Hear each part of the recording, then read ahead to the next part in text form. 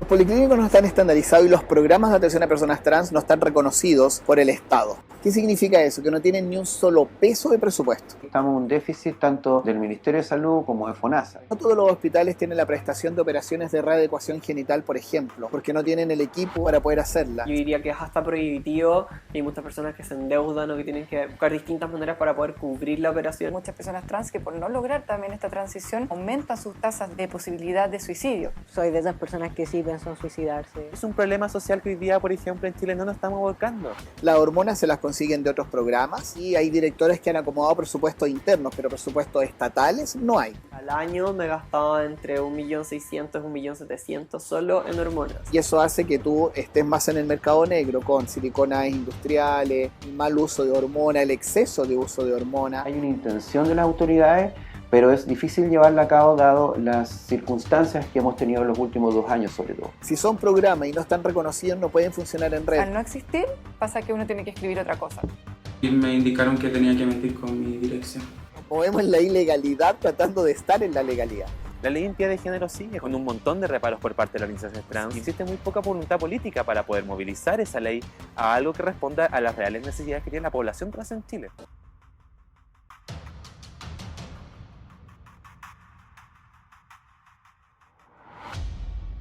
¿Qué tienen que hacer y vivir las personas trans para iniciar sus procesos de transición? ¿Qué tan complicado es para esta comunidad acceder al sistema de salud público? Nos toca hacer una realidad que se invisibiliza, que la gente no entiende o no conoce o no ha tenido registro, por lo menos hace 20 años atrás, de experiencias públicas documentadas correctamente de la existencia de personas trans. ¿Qué es ser trans? Etimológicamente, trans es un prefijo que se utiliza para describir enlaces químicos. Significa del otro lado. El término fue adoptado por la cultura LGBTIQ+, para referirse a las personas que no se sienten identificadas con el género que se les asignó al nacer. Dentro de las identidades trans existen 2 categorías. Por una parte están las personas transbinarias, es decir, hombre o mujer trans. Y por la otra están las personas trans no binarias, que son las que no se identifican exclusivamente como hombre o como mujer. Cabe destacar que el no binarismo también es una identidad de género por sí misma, por lo cual no todas las personas no binarias se identifican como personas trans. Ahora, ¿cómo es ser una persona trans en Chile? Nos toca ser como la última prioridad en temas de salud. Si bien Chile fue el primer país en Latinoamérica en realizar una genitoplastía, popularmente conocida como cirugía de reasignación de sexo, actualmente no posee un programa de salud a nivel estatal o políticas públicas que contemplen acompañamiento psicológico, hormonal y quirúrgico para los procesos de transición de las personas trans. ¿Por qué Chile no siguió avanzando en esta materia? ¿Por qué la población trans continúa enfrentando problemas en nuestro sistema de salud? Actualmente existen solamente 2 leyes que intentan abordar la situación de las personas trans en el país. La Ley Antidiscriminación, más conocida como Ley Zamudio, y la Ley de Identidad de Género. El problema es que no poseen casi ninguna norma de salud. Hoy día la ley de identidad de género tiene múltiples defectos y yo creo que el principal de ellos es que cuenta con un programa de acompañamiento, pero que es un programa de acompañamiento que tiene 0 presupuesto, por lo tanto no es ejecutable. ¿Pero por qué no se incluyó salud dentro de la actual legislación? Retrocedamos en el tiempo. Andrés Rivera, fundador de la Organización de Transexuales por la Dignidad de la Diversidad de Rancagua, fue el primer hombre trans en lograr el cambio de sexo legal sin la exigencia de someterse a una intervención genital. Nosotros somos la primera organización en el 2009 que presentamos el informe periódico universal a Naciones Unidas denunciando las discriminaciones de la población LGBTIQ+. Fuimos la primera que abrió el espacio en la OEA y abrió el espacio en Naciones Unidas y desde ahí hicimos la incidencia en Chile. Andrés cuenta que antes de que la ley de identidad de género entrara en vigencia, las personas trans que quisieran cambiar su sexo en el registro civil debían pasar por el servicio médico legal y someterse a una serie de vulneraciones a sus derechos sexuales y reproductivos. Había un protocolo que decía que nos tenían que revisar el ano a las personas trans. Me hicieron desnudarme, mostrar mis genitales, fue realmente espantoso, horrible. Estaba ese protocolo y además había otra exigencia, que uno tenía que operarse y ser infértil. Y yo me operé. Lamentablemente me hice la esterectomía, algo de lo que me arrepiento. A mí me hubiese encantado estar embarazado. Siempre me he quedado con esa sensación de algo inconcluso en mi vida. Hoy esto no ocurre porque poseen respaldo legislativo. Sin embargo, especialistas afirman que además del cambio registral, la Ley de Identidad de Género pudo haber incorporado ítems de salud dentro de sus cláusulas. Pero no pasó. Antes de votar la ley, estuve como invitado y pude exponer desde el punto de vista médico el tema. ¿Cuál fue el problema? Que si introducíamos que el Estado debía asumir la cobertura de esto, o se empezaba a luchar contra la ISAPRES para que fuera el sector privado el que lo cubriera, no había ley. Andrés también estuvo presente en los procesos de tramitación junto a la abogada Jimena Guché, quien estuvo a cargo de redactar la ley. Los policlínicos no están estandarizados y los programas de atención a personas trans no están reconocidos por el Estado. ¿Qué significa eso? Que no tienen ni un solo peso de presupuesto. Las hormonas se las consiguen de otros programas y hay directores que han acomodado presupuestos internos, pero presupuestos estatales no hay. La única razón es que nuestros legisladores y legisladoras quisieron una solución administrativa para nosotros y no quisieron una solución humana. Lo que ellos buscaron fue, dejémoslos tranquilos con el cambio legal, pero no nos metamos en nada más.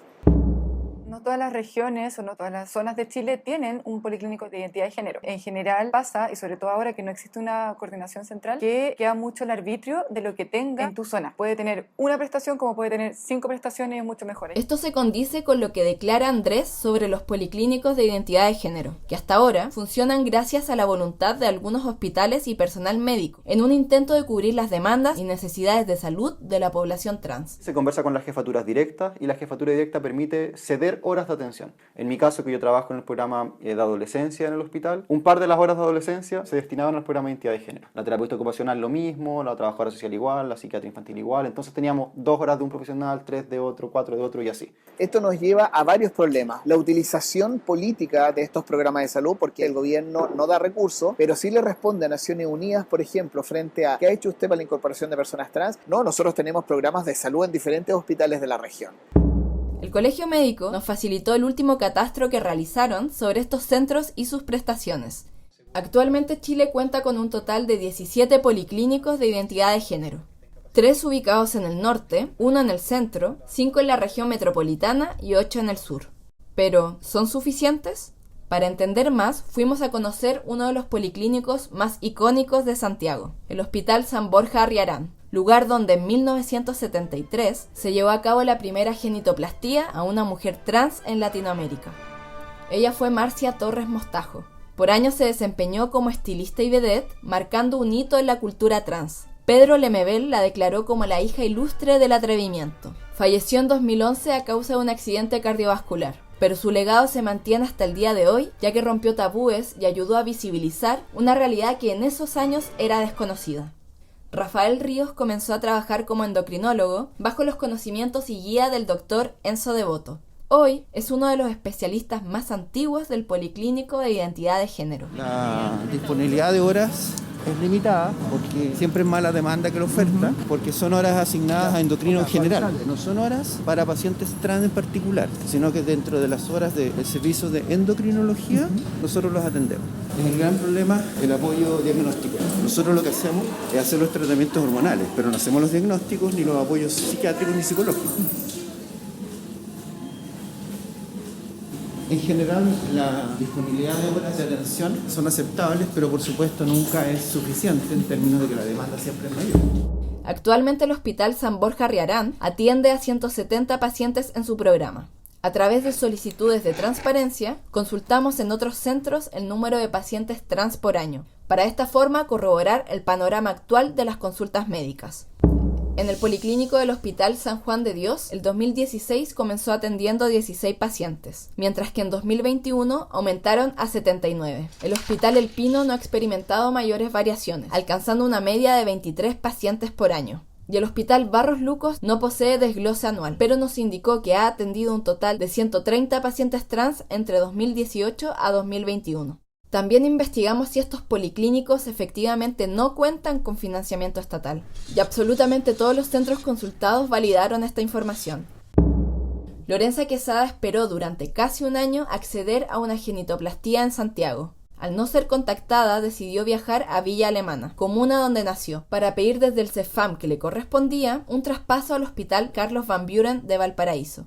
Sin embargo, la respuesta no fue la esperada. El Hospital Van Buren solamente recibe gente de la comuna de Valparaíso y de la comuna de San Antonio. Por tanto, me rechazaron y me indicaron que tenía que mentir con mi dirección. No todos los hospitales tienen la prestación de operaciones de readecuación genital, por ejemplo, porque no tienen el equipo para poder hacerla. Si son programas y no están reconocidos, no pueden funcionar en red. Ya perdí el número de la gente que vive en mi departamento. 40 personas más o menos. Siempre estamos prestando direcciones. Nos movemos en la ilegalidad tratando de estar en la legalidad. Fue por esto que Lorenza, con la ayuda de independientes, colectivos y gremios médicos, comenzó a articular a principios de este año el bloque Salud Trans para Chile.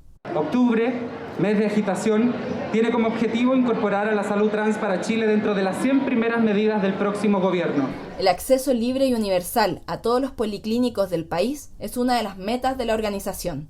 Sin embargo, otro de los principales impedimentos radica en que las prestaciones de salud no poseen códigos definidos. Ese es un problema que sí podríamos avanzar y yo creo que ahí estamos en un déficit tanto del Ministerio de Salud como de FONASA. Hay algunos intentos de codificación, pero una vez que eso estuviese codificado y valorizado, podría ser un avance que no necesariamente pasa por tener más o menos recursos. Contextualizando, en 2013 el Ministerio, en un trabajo conjunto con el Móvil, oficializó que los procesos médicos de readecuación corporal debían ser costeados por FONASA. El organismo público nos facilitó la lista de 65 prestaciones disponibles para procesos de transición, donde se puede acceder a aranceles en modalidad libre elección e institucional. Verónica Veloz, jefa del Departamento de Productos de FONASA, nos indicó que en la modalidad institucional se financia el 100% de la actividad de un establecimiento de salud, mientras que en el caso de la modalidad libre elección no existen canastas que respondan a la readecuación corporal. Esto significa que los beneficiarios deben acceder a las atenciones prestación por prestación. Cada cierto tiempo igual se amplían los códigos, pero generalmente no existe todavía una temática asociada a la comunidad trans. Al no existir, pasa que uno tiene que escribir otra cosa. Finalmente, desde FONASA nos dijeron que es relevante contar con vías actualizadas, pero que esto es responsabilidad del Ministerio de Salud. Contactamos al MinSal, pero no quisieron referirse al tema por motivos de alta demanda. Así que decidimos consultar a los colectivos y gremios médicos que sí han logrado discutir sus problemáticas con el Ministerio. Tuvimos reuniones con el Ministerio de Salud, específicamente con el Departamento de Género y Derechos Humanos. En verdad no avanzamos mucho. Había mucha disposición de querer cambiar cosas, pero en verdad ahí quedó. El Estado tampoco es que haya hecho vista gorda del todo. Hay algunas intervenciones insuficientes claramente, pero las hay. Hay una intención de las autoridades, pero es difícil llevarla a cabo dado las circunstancias que hemos tenido en los últimos 2 años sobre todo. El año 2010 salió la vía de adecuación corporal para población trans, que esa fue gestionada por el MinSal. Es una vía que es bastante insuficiente, bastante patologizante, pero permitía que al menos funcionara de alguna manera los programas de identidad de género. En el año 2011 la circular 34, en el 2012 la circular 21, que hablaban del trato a población trans, que han sido intenciones de poder hacer algo. Yo partí con la genitoplastía. Tenía algunas amigas que me decían como ¿por qué partiste por ahí? No partiste en el fondo con el aumento mamario. Pero yo en realidad no siempre tuve, entre comillas, disforia de abajo, ¿verdad? No siempre sufrí por el hecho de tener pene. A lo largo de toda mi vida como que estaba ahí y como, no sé, me gustaban las mujeres, era un hombre heterosexual, como que nunca tuve problema. Pero conforme fui avanzando en mi transición, empezó a sentirse como algo como que estaba de más. Yo siempre decía que era como que llegas a tu casa y hay, no sé, un mueble o un adorno que está ahí, pero lo odias. Me pasaba también que las veces que tuve relaciones sexuales, yo me acostaba con alguien y me ponía a llorar. Sentía que era como, esto no es mío de Elisa, esto es de Juan. Empecé a tener mucha más disforia con respecto a mis pechos. Me empezó a afectar anímicamente, sentirme como en una prisión. Lo describo como un salto al vacío, porque literalmente no sabes lo que te va a pasar. Igual es impresionante como mirar hacia abajo y ver que... Claro, ahora está todo tapado, obviamente. Pero ver que no está eso que tenía y ver esto que... En cuanto a costos, Elisa cuenta que el precio de lista de la genitoplastía fue de 8 millones de pesos. Los honorarios médicos eran de 3.800.000 y el costo clínica eran aproximadamente 4 millones y algo también. La ISAPRE me devolvió como 3 millones de pesos. Para mí, que tengo un sueldo que me puedo mantener sola, me dolió el bolsillo. Andy cuenta que se cansó de esperar su turno en las listas del sistema público. Pero costear una cirugía tampoco estaba a su alcance. Yo diría que es hasta prohibitivo y hay muchas personas que se endeudan o que tienen que buscar distintas maneras para poder cubrir la operación. Y empecé a hacer como una campaña por redes sociales. Tuve la suerte de que tengo una red de apoyo bacán, entonces todos se movieron y funcionó súper bien y pude cubrir toda mi cirugía. En cuanto al aumento mamario, a mí me costó 3,3 millones aproximados, donde el ISAPRE no cubrió absolutamente nada. Si bien Andy y Elisa finalmente recibieron los servicios de salud que necesitaban, ¿qué pasa con las personas que no logran acceder? ¿Quiénes están haciendo algo al respecto? Hoy me encuentro en la Plaza de Armas donde se está desarrollando la trinchera nacional LGBTIQ+, convocatoria y punto de prensa que tiene por objetivo exigir un programa nacional de salud trans. Lo distinto que estaríamos haciendo nosotros es tratar de incidir en políticas públicas e incidir en normas y que las normas se puedan llevar a cabo. Pero esto no sería solamente como colegio, sino que tiene que ser mancomunado, tiene que ser con otros colegios profesionales, con otras disciplinas. Acá tenemos que hacer una norma de salud trans que sea una política pública financiada y real para solucionar todos los problemas que tiene la salud trans, partiendo por actualizar el programa de la salud de la mujer. ¿Por qué no hay datos estadísticos concretos del porcentaje de población trans que habita Chile? Mira, la verdad es que eso uno podría sacar distintas conjeturas, pero lo que no se nombra no existe. Si históricamente en el censo, por ejemplo, se hubiera preguntado orientación sexual o identidad de género y ven que, no sé, hay mayor índice de pobreza, que hay mayor índice, no sé, de precariedad en la vivienda, de escolaridad, tendrían que haber hecho una política pública para ese, digamos, rango, porque así funciona el INE. Si no se nombra, no tenemos, digamos, cómo nosotros exigir una política. Entonces, netamente por eso es que no se ha hecho. Según un estudio de Red Lag Trans, ONG internacional que promueve principios de inclusión, se estima que la esperanza de vida de las personas trans es de 35 a 41 años en Latinoamérica. Por eso no ven a mujeres trans mayores, porque nos matan o los morimos por la silicona inyectable. Es un producto que no está recomendado, ¿no es cierto? Y que tiene las complicaciones que comentabas, como son desde malformaciones en la zona, ¿no es cierto? Infecciones tremendas, necesidades de tener que sacar esa prótesis por endurecimiento, calcificaciones, hasta el fallecimiento de la persona. Hola, mi nombre es Paris Arabel, tengo 44 años y soy una chica trans. En 2003, Paris decidió inyectarse 3 litros de silicona industrial en sus glúteos. Según cuenta, una de las preguntas que siempre le hacen, tanto dentro como fuera de los establecimientos de salud, es: ¿por qué te pusiste silicona si sabías los daños que hace?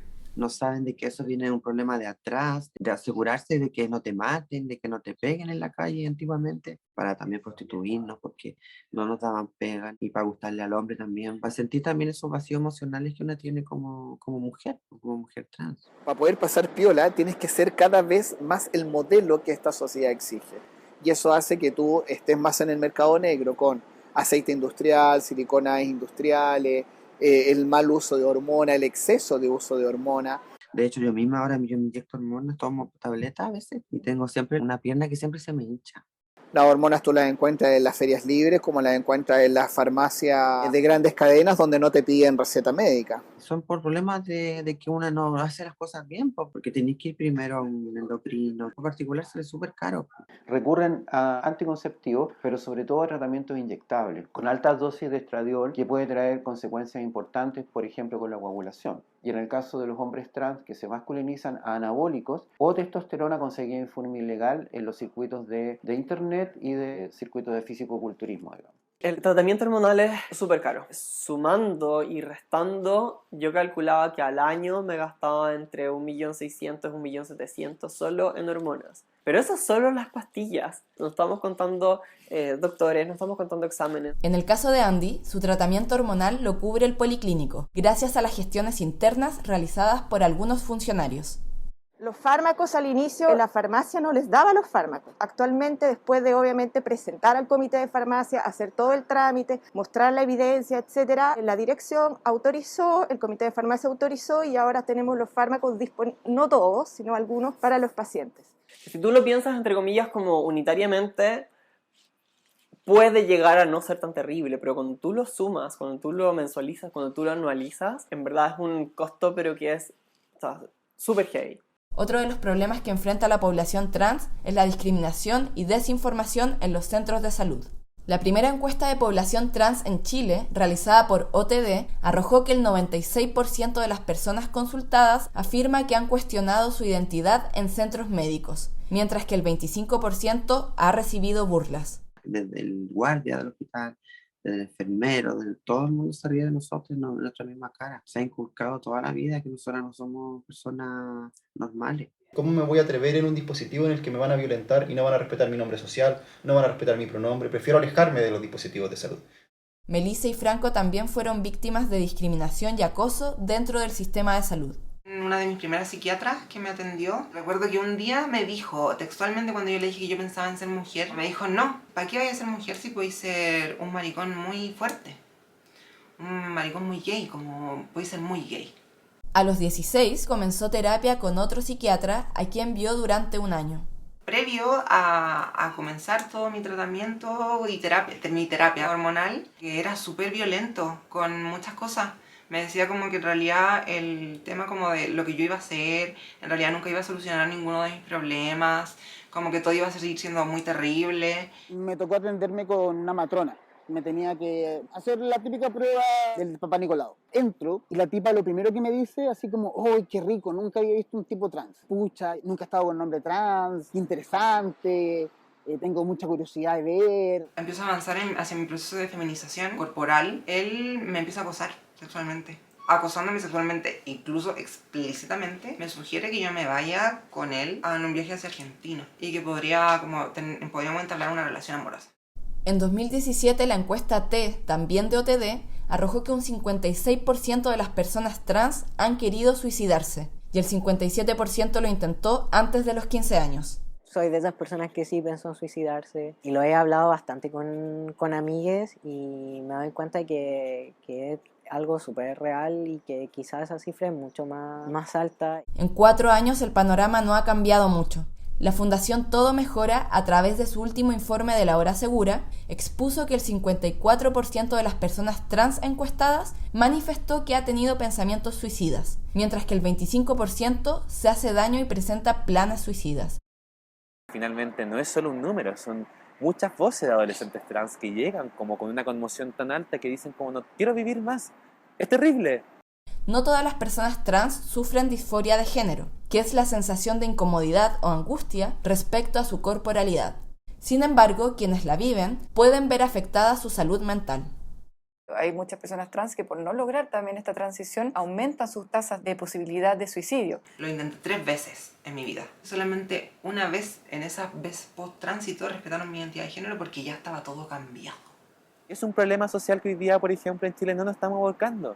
La ley de identidad de género sigue con un montón de reparos por parte de las organizaciones trans y existe muy poca voluntad política para poder movilizar esa ley a algo que responda a las reales necesidades que tiene la población trans en Chile. Queremos prestaciones de salud para que ninguna compañera deje de ir al consultorio, deje de ir al hospital porque la discriminan, porque no respetan su nombre, porque hasta el momento todas las circulares de respeto a nuestra identidad se quedan ahí en el papel.